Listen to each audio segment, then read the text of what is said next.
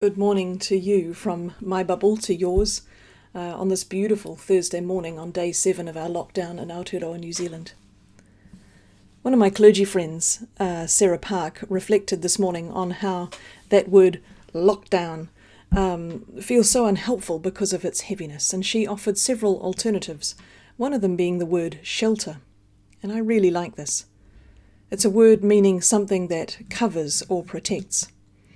It's a verb and a noun, and I looked up the etymology of this word, and it seems older as a noun, and it most likely has its roots in Middle English and Old English words that refer to the roof or the wall formed by soldiers with locked shields, that defence strategy we've all seen in the movies, with the sense that together they are strong and steadfast. I think that's an amazing image for the way in which our government is asking us to stay home now. It's a community strategy of mutual care. Our safety depends on everyone working together to protect ourselves and our most vulnerable. Shelter. Shields together are stronger than a shield alone. So here we are on day 7 of our sheltering. Some people have asked me if I could share the reflections that I shared in our virtual worship last Sunday as we met through Zoom. I know that not everyone is easily able to access that format. The Gospel reading was the story of Lazarus from John's Gospel, and there should be a link here on the screen for you to look up the story if you'd like to read it in full. In the story, Jesus reveals himself again as the Son of God, the one who gives life, the one who brings back the dead from the grave. I was interested in one commentator who pointed out that he noted that of the 45 verses in this very well-known story, only 2 verses describe the actual raising of Lazarus.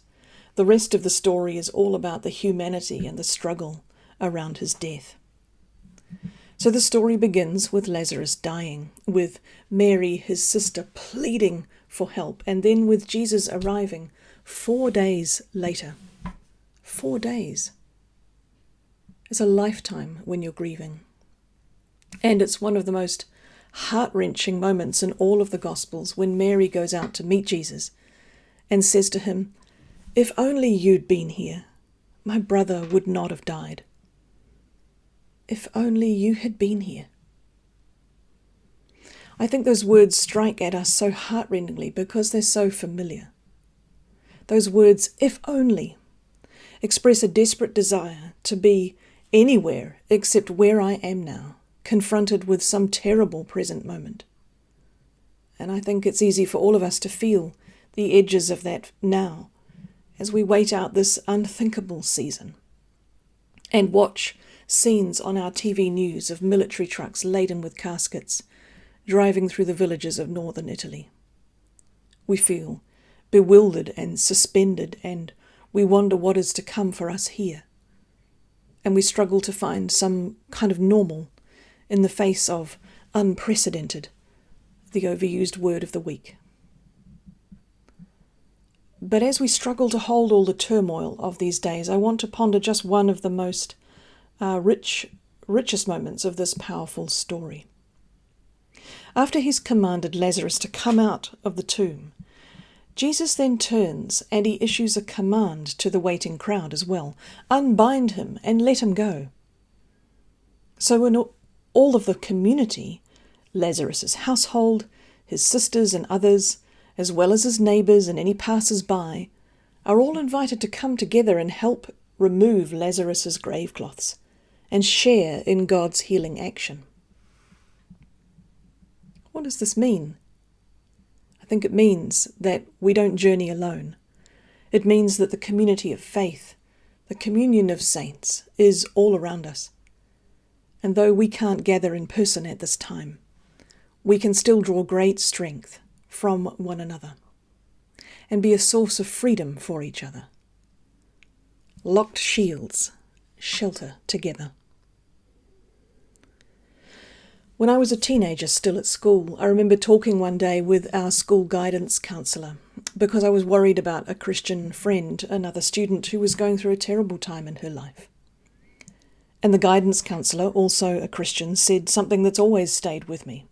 She said, well, if she hasn't any faith, you can have faith for her.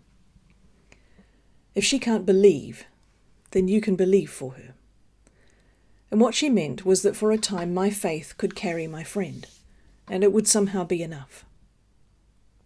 Since then, there have been times in my life when I've had no words, no faith of my own.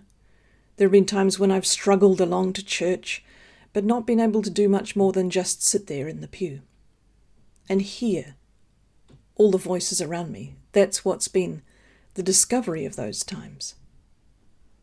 That the hearing of the voices around me, to let the prayers around me carry me, to let myself lean on the faith of others around me, to let myself rest in their strength, to let others unwrap the cloths that bind me, whether they've known it or not.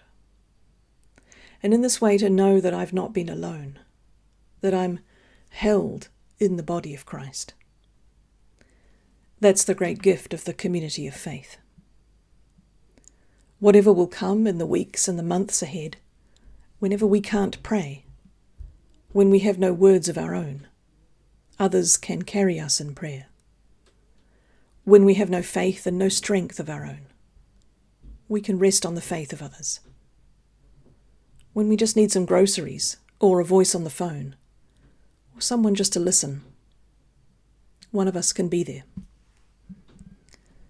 The extraordinary thing about Lazarus is that he certainly did reach the end of his natural life one day, and he died.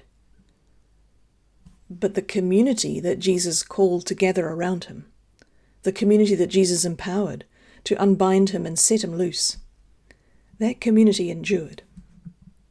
And it has continued to endure, persisting through the centuries in works of courage and mercy, and through times of struggle and death and resurrection. That community still endures today in you and I, meeting in this strange way across the interwebs. Who could have imagined this a few weeks ago?